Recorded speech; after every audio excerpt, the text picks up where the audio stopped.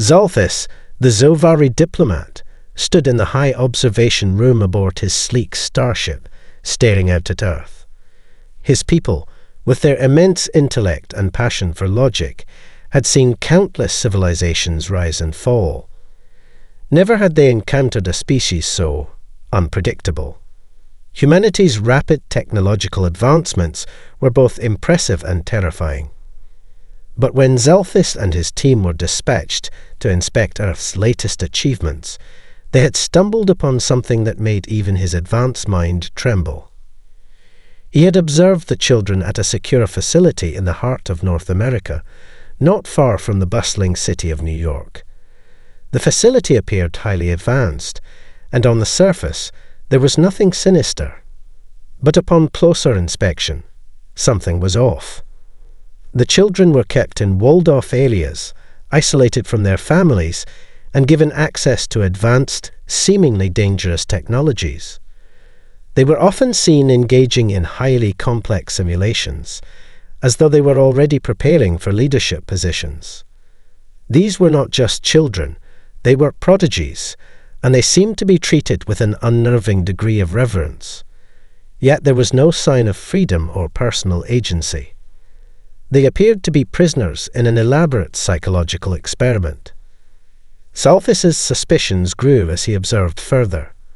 The children's faces, though occasionally bright with excitement when they solved a puzzle or completed a task, were also often empty, as if their spirits had been drained. What kind of society would imprison its youth for the sake of efficiency? This didn't make sense to him, or to the Zovari. Once he returned to his ship, Zalthis sent an urgent message to the Galactic Council. His transmission was brief, but filled with a deep sense of alarm. The humans are conducting a dangerous experiment on their children. They are treating them as tools, manipulating them for their own gain. I demand an immediate investigation. Within hours, the Galactic Council convened.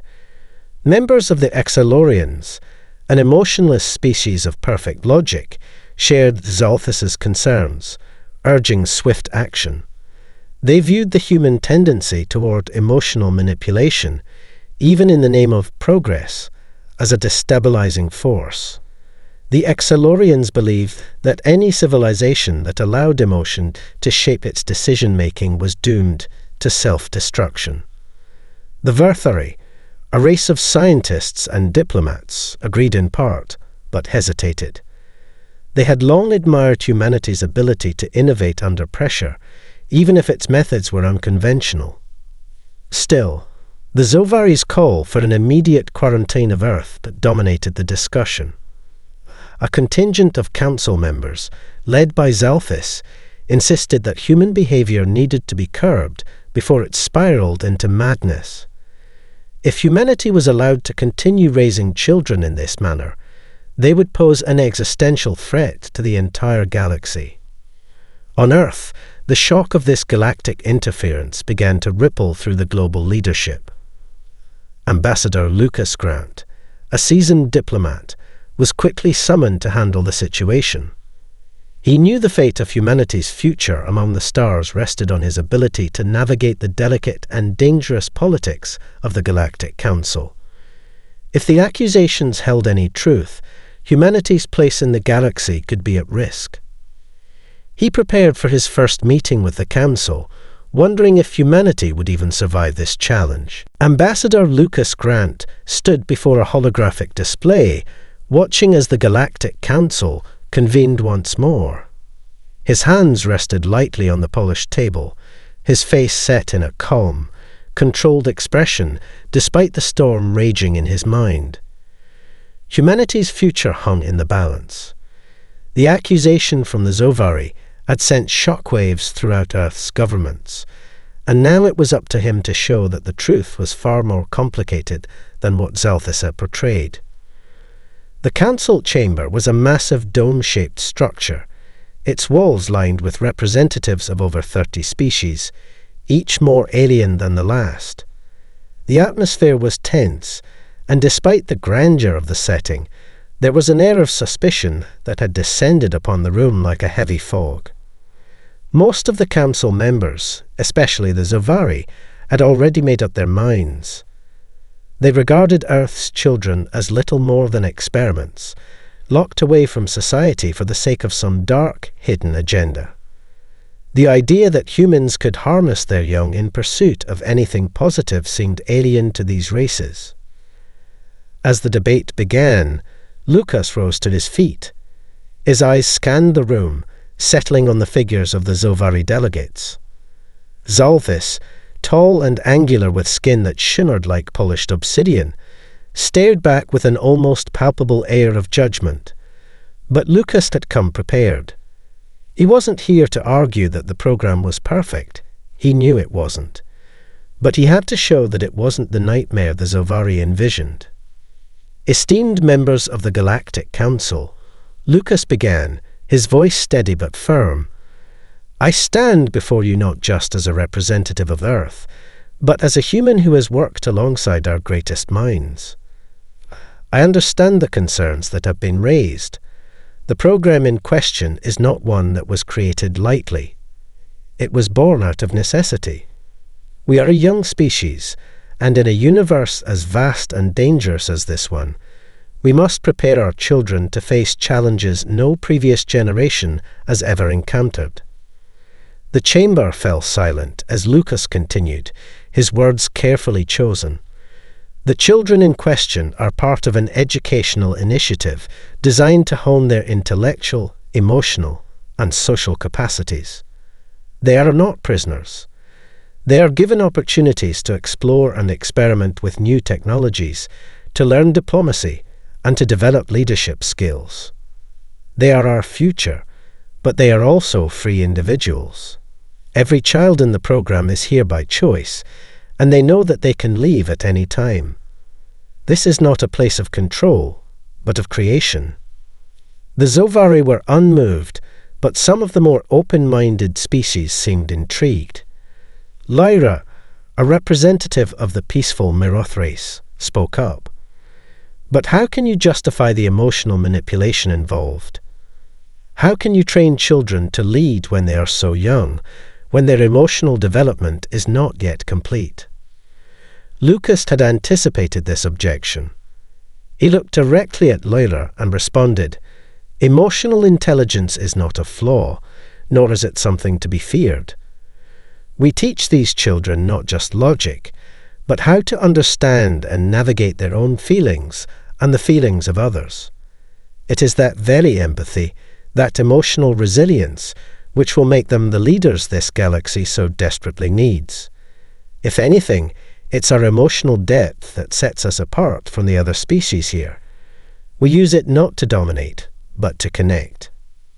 A murmur rippled through the council. It wasn't much, but it was enough to make Lucas feel like they were beginning to listen. The Zovari, however, remained resolute. You cannot build a galaxy on emotions. Zalthis interjected coldly. What you are doing is irresponsible.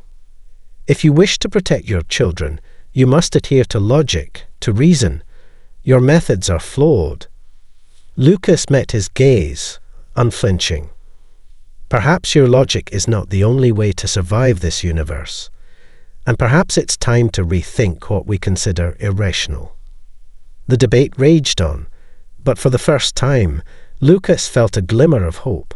The question wasn't just whether Earth could defend its program, it was whether the galaxy was ready for a new way of thinking. The following days on Earth were filled with mounting tension as the Galactic Council pushed for deeper investigation into the controversial program. While the human delegates fought for time and understanding, a specialized Zovari task force was sent to Earth to personally observe the children at the facility. Led by Zalthis himself, they arrived with a sense of purpose, their advanced ships descending silently over Earth's landscape, cutting through the sky like dark omens. At the research facility, the children, ages ranging from 10 to 16, had already been briefed about the visit. They knew the eyes of the galaxy were upon them, but their reactions were mixed. Some were excited at the prospect of meeting beings from beyond the stars, while others, especially Ethan Wright, felt a sense of unease. Ethan, despite his genius, had always been a thinker, and something about the Zovari's cold, emotionless demeanour rubbed him the wrong way. Zalthis and his team, along with a handful of representatives from other species, arrived and toured the complex, observing the children in their daily routines. The Zovari's reactions were immediate. They noted the advanced holographic simulations the children were involved in, puzzles that tested their spatial reasoning, empathy-based diplomacy scenarios, and problem-solving exercises that seemed designed to push the limits of the human mind. They also observed the large amounts of data constantly flowing through the system, mathematical equations, emotional responses, diplomatic models, and the children's ability to process and generate ideas far beyond what was normal for their age. However, what struck Zalthis and his team was not the intellectual prowess of the children, but the way they interacted with their surroundings. The children were clearly free to explore the ideas they felt passionate about. Ethan was seen wandering the hallways late at night, not studying or working on assignments, but scribbling complex mathematical equations on the walls, as though the very space around him was a canvas for his thoughts. Zoe Alvarez, a quiet yet determined 12-year-old, was engaged in a deep conversation with a small robot prototype she had built herself. The adults in the program encouraged their creativity, allowing them to test their theories, build devices, and challenge conventional wisdom.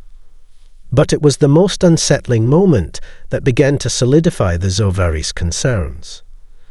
As Zalthis observed one of the children, Marcus Leclerc, a boy no older than 14, he began to notice something strange. The child's eyes were filled with an intensity that went beyond youthful curiosity. Marcus was engaged in a leadership simulation, negotiating with a holographic alien diplomat. As the simulation grew increasingly difficult, Marcus's frustration grew, and suddenly he shouted at the simulation, demanding that the alien listen. The forcefulness in his voice was unlike anything the Zovari had ever witnessed in a child. It was raw, untamed emotion, a force that the Zovari found dangerous. Zalthis' mind raced. This wasn't just a matter of children playing games or testing ideas. This was emotional manipulation. He couldn't ignore it. He turned to one of his colleagues, a Zovari researcher named Kaelan, who had been observing Ethan. Kaelan's expression mirrored Zalthis' concern. "It's the emotions," Kaelan muttered. "They're breeding an instability in them. They're teaching them to lead with this. Raw emotional force. It could destabilize entire civilizations." But Ethan, sensing their presence, stepped forward with his usual calm but piercing gaze. "You see emotion as a weakness," he said, his voice steady. "But it's what makes us human. It's what lets us understand others, build trust, and create something truly new." The Zovari were stunned. Ethan's words were more profound than they had expected. His conviction in the power of emotional intelligence was clear, but it was also something the Zovari had never been able to comprehend. A moment of silence passed, and in that brief, tense quiet, Zalthis began to question everything he thought he knew about humanity. Was it possible that humans had something that the Zovari and the rest of the galaxy had missed? A quality so essential, so powerful, that it could change the very fabric of interstellar relations. The doubt crept in slowly, but Zalthis couldn't shake the feeling that humanity's greatest strength might be something completely unquantifiable, its ability to feel deeply. The tension in the Galactic Council chamber reached its peak as Zalthis' accusation reverberated throughout the room. His report, along with the testimony from his Zovari task force, painted a stark picture of what Earth had become in the eyes of many council members. The accusations of emotional manipulation, psychological experimentation, and the dangerous use of children as tools for galactic leadership were taking hold. The council chamber, an expansive hall of shimmering crystal and holographic displays, was alive with heated debate. Representatives of the Exalorians, cold, calculating beings who valued logic above all, immediately sided with Zalthis, urging swift action. Their leader, Frexel, a towering figure whose skin glowed like a distant star, addressed the council with a voice as unyielding as the laws of physics. Humanity's emotional instability is a direct threat to the peace of the galaxy, Frexel declared, his voice echoing throughout the chamber. Their children are being molded into emotionally volatile beings who will inevitably drag us all into chaos. We must contain them before their disorder spreads. The Miroth delegation, known for their peaceful ways, had initially been unsure, but the Zovari's arguments had swayed them. Lyra, the Miroth representative, spoke hesitantly. Perhaps we are too quick to dismiss the potential for harm in this program. The children of Earth display behavior that is difficult to quantify and even harder to control. This emotional depth they possess, it is both a gift and a curse. Ambassador Lucas Grant, standing in the center of the chamber, was beginning to feel the weight of the galaxy's gaze. His heart pounded in his chest, but his face remained a mask of diplomacy. He had to make the Council see the true purpose of humanity's program, one that was built on empathy and emotional intelligence, not control. "I understand your fears," Lucas began, his voice steady but firm. "But I must implore you to consider this. Humanity is not a species that thrives on cold calculation. Our strength lies in our ability to empathize, to understand not only ourselves but others across the stars. Our children are being trained to lead with their hearts as well as their minds. Yes, they are taught to think critically, but they are also taught to feel, because it is in that balance that true leadership is born." He turned to the holographic display, showcasing the children's achievements. Zoe Alvarez's energy breakthrough, Ethan Wright's complex diplomatic simulations, Marcus Leclerc's new theories in space travel. These were not just children playing games. They were visionaries, each one shaping the future of interstellar cooperation. "These children are not pawns," Lucas continued.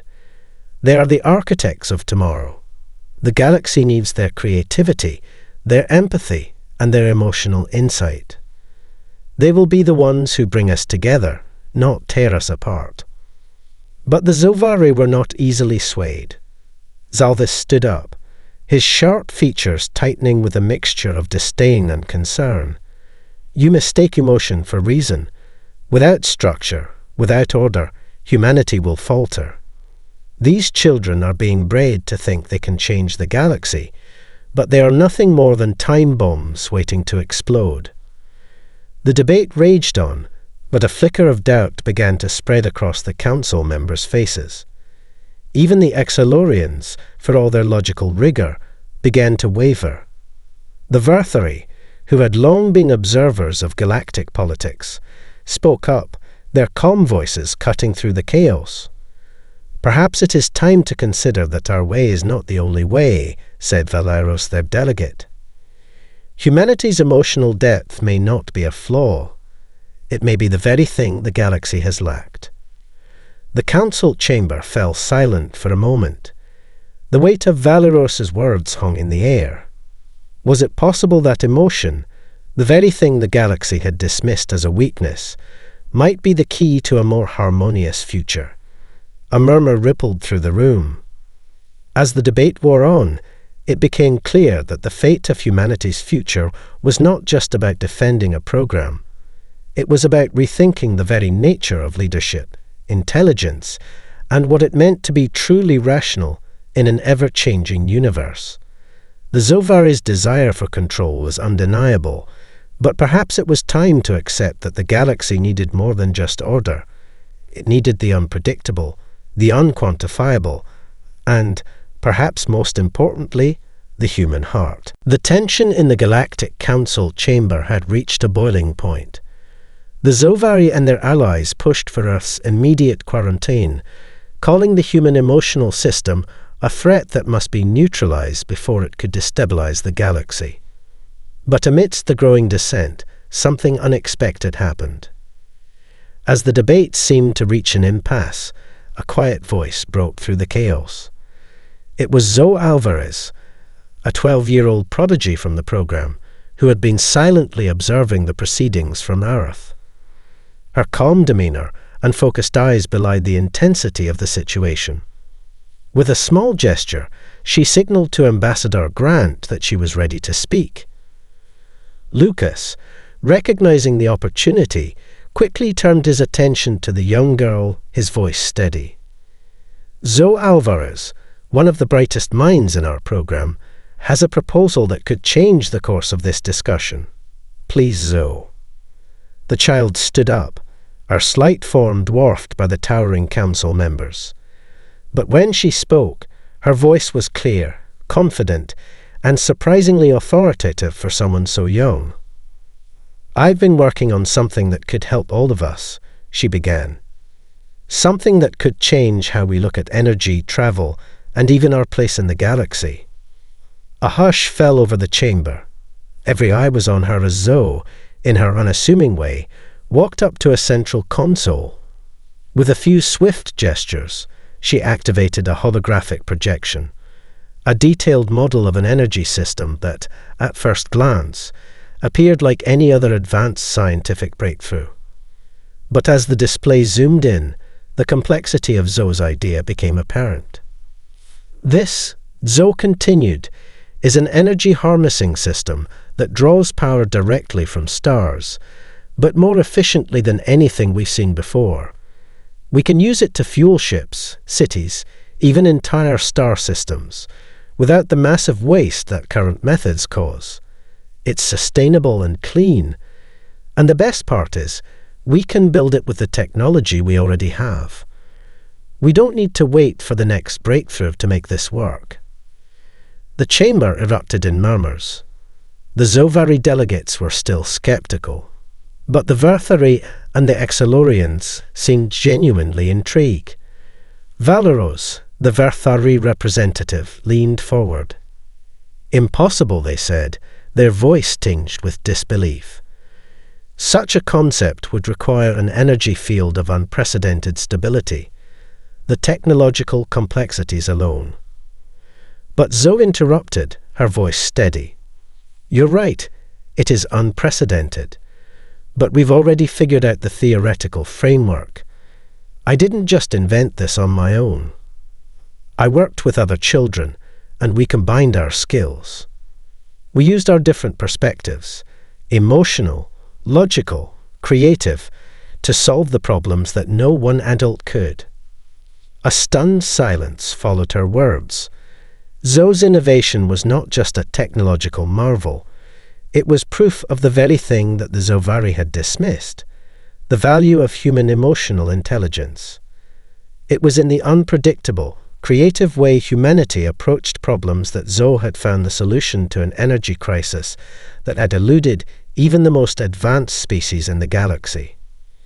Ambassador Grant turned to the council, his voice filled with hope. This is what Earth's children are capable of, thinking outside the box, solving problems with empathy and creativity, not just cold calculation. We have so much more to offer the galaxy than you realize. Zalthis, standing near the back of the room, could not deny the impact of what Zoe had just demonstrated. The Zovari believed in order, in control, and in predictability. But Zoe's approach, the way she combined heart and mind to create something truly revolutionary, was something they had never considered.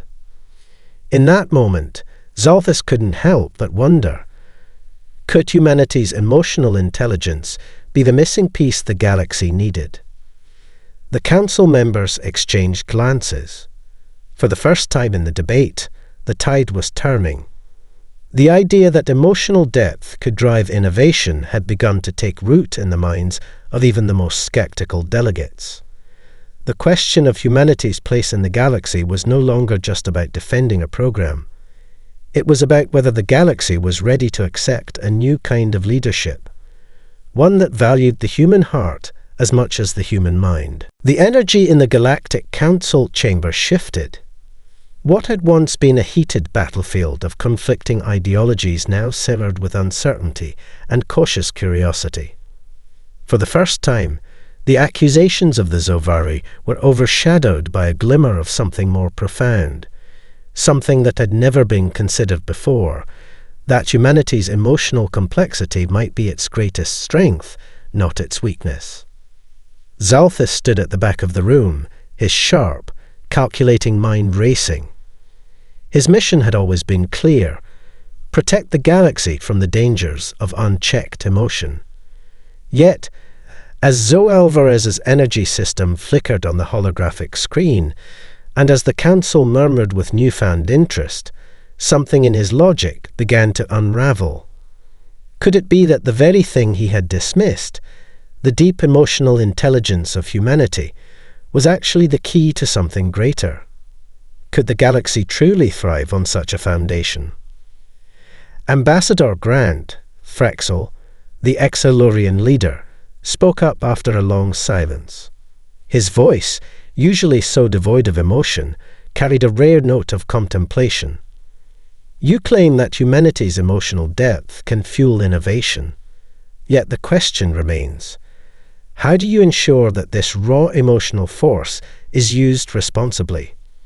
How do you guarantee that the children you are training will not be overwhelmed by their own emotions, losing control at the worst possible moment? The council was listening intently, and Lucas Grant knew this moment could be pivotal. He took a deep breath before stepping forward, his hands clasped in front of him.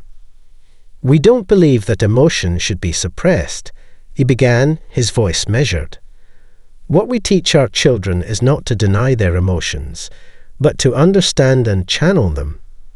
The same way you learn to control a starship or manage an energy field, we teach them to control their emotional impulses. We give them tools to navigate the complexities of their feelings and the feelings of others. It's not about ignoring the heart. It's about integrating it with the mind." There was a pause as the council absorbed his words. The concept was alien to many of them. Most species in the galaxy operated with the assumption that emotion was a destabilizing force, one that had to be eradicated or controlled to maintain peace. But humanity's approach was different.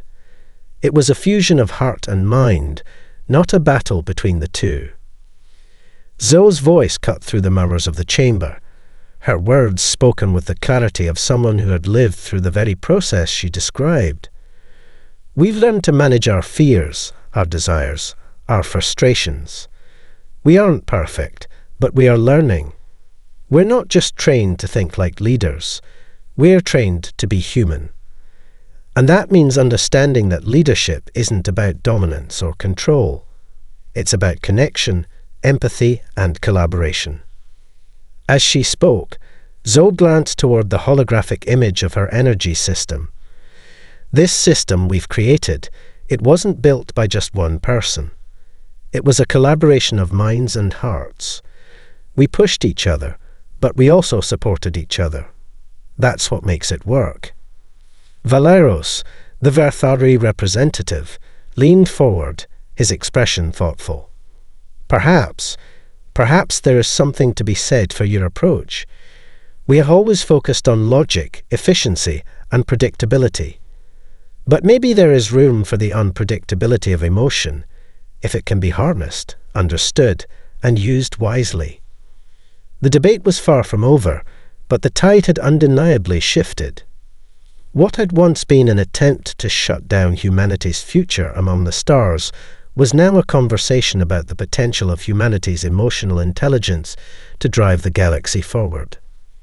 Zalthus clenched his fists, struggling to hold on to his long-held belief that emotion was inherently dangerous. But he couldn't deny the possibility that perhaps humanity was onto something. A new form of leadership, rooted not just in reason, but in connection. Could it work? Could the galaxy be ready for such a shift?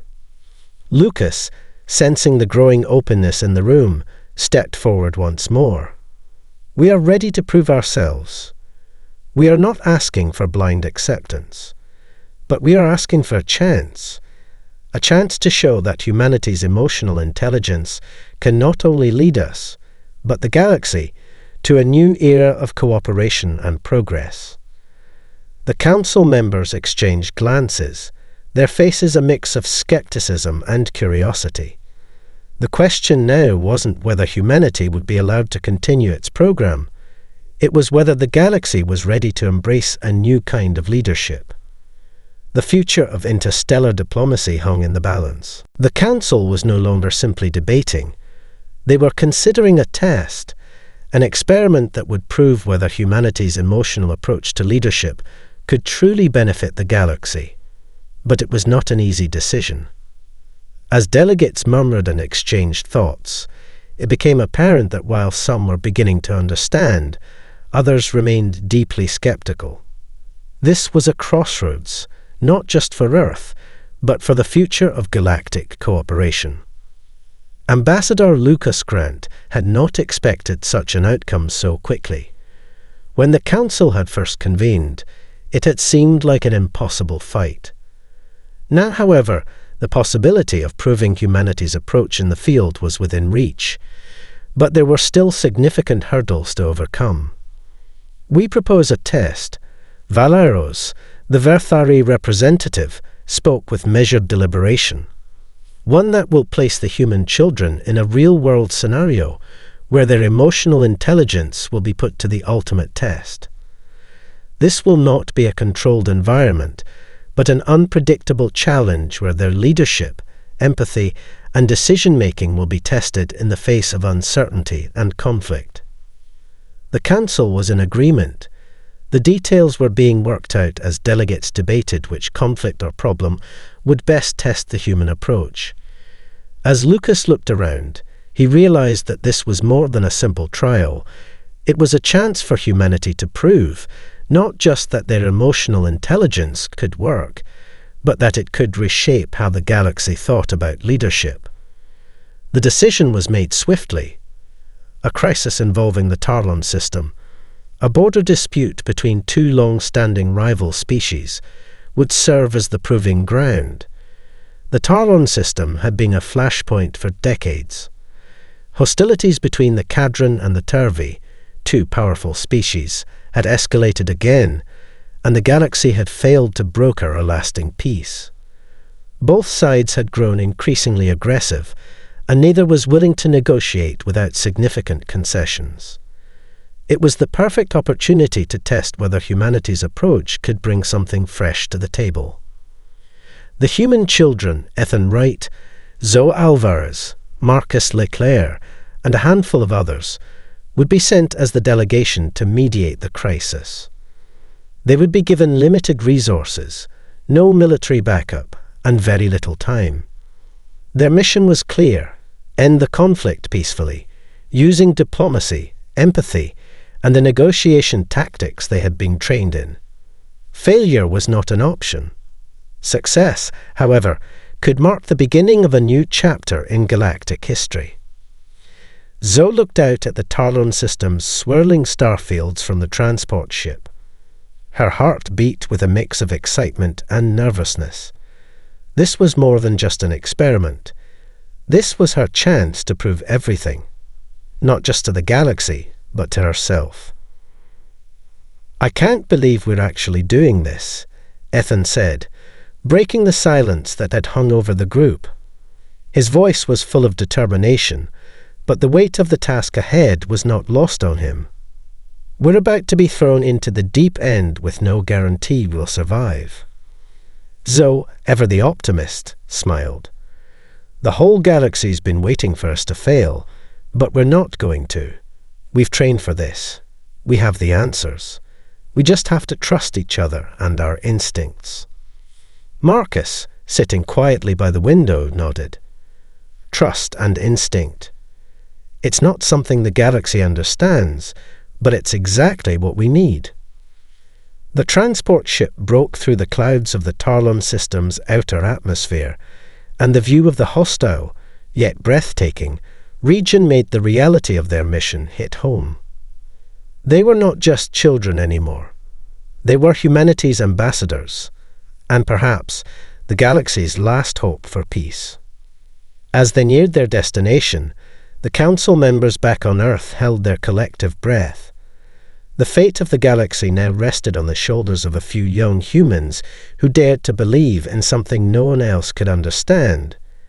Would they succeed, or would they prove the galaxy's fears right? Only time would tell. The Tarlon system was as volatile as expected. The planet, a once thriving hub for trade and culture, now lay at the heart of a bitter, years-long territorial dispute between the Cadran and Turvy. Both species had grown so entrenched in their hatred and mistrust that even the smallest gesture of peace was seen as a betrayal. This was the test that would define humanity's place in the galaxy. Ethan Wright, Zoe Alvarez, Marcus Leclerc, and their team were briefed before landing, their mission clear: broker peace where others had failed. There would be no soldiers, no weapons, only words and emotion. The Cadran and Turvy leaders, aware of the young humans' involvement, waited impatiently in their respective chambers, skeptical but curious. They were told only one thing: the humans are coming to end this war, and only they can. As the delegation descended from their transport ship and walked toward the negotiation hall, Ethan's thoughts swirled. There was no roadmap for this. He knew the stakes. Failure meant more than just an embarrassment. It meant escalation, potentially dragging more systems into the conflict. And the pressure on their shoulders could not have been heavier. Zoe, however, seemed calm, almost detached. "We've got this," she said quietly, her eyes glinting with quiet resolve. "We just have to show them that there's another way."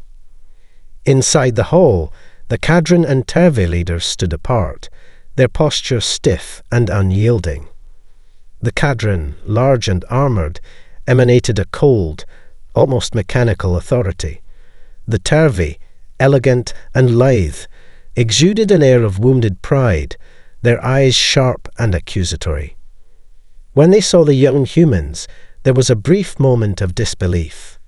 Children, no older than 16, sent to mediate the most complex negotiation in galactic history. The room was charged with tension as both sides waited for the delegation to speak. Zoe stepped forward first, her voice calm but commanding. "We know what this looks like," she said, addressing both leaders with steady eye contact. "You've been fighting for so long that peace might seem impossible.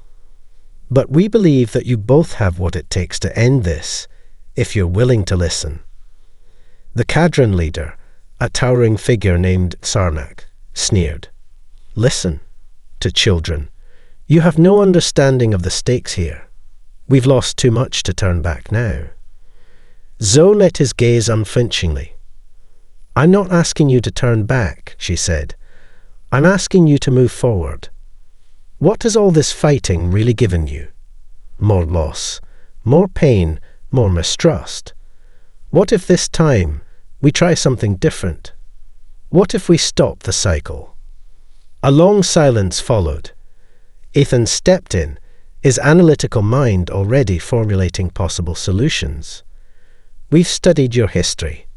The Cadran and the Turvy have both been wronged by each other, but no one has ever tried to understand both sides. Until now. We're here to listen, not just to talk, but to hear what you both need to move forward. What will it take for peace?" For the first time in the meeting, the Turvy leader, Tazira, spoke up. Her voice was soft, almost hesitant. "You think words will end this? After everything we've suffered?" "Not just words, Marcus added, now stepping forward. We have a plan, a framework built on understanding, not just compromise, but true empathy. We know it's not enough to just end the fighting. We need to rebuild trust. The room shifted, the weight of Marcus's words sinking in. For the first time, the leaders of both species looked at each other without the immediate animosity that had defined their every interaction for decades. They saw something they hadn't in years: hope. The negotiations continued into the night, the humans guiding the discussions with empathy and logic, finding common ground where none had existed before. By the time the sun rose on Tarlon, the Cadran and Turvey had agreed to a ceasefire and outlined the first steps toward reconciliation. A joint task force would be created, made up of both species, to oversee reconstruction efforts, and a neutral body would be established to mediate future disputes. As the delegation returned to their transport ship, Lucas Grant watched the children, their faces weary but triumphant. The mission had been a success. Not because they had simply ended a war, but because they had proven something far more important: the power of emotion, of empathy, and of human ingenuity in the face of overwhelming adversity. Back on Earth, the Galactic Council received the news with mixed reactions. There were still skeptics, but there was no denying what had just occurred. Humanity had done the impossible, something no one else could have achieved. The galaxy had changed, and Earth's place in it had been solidified.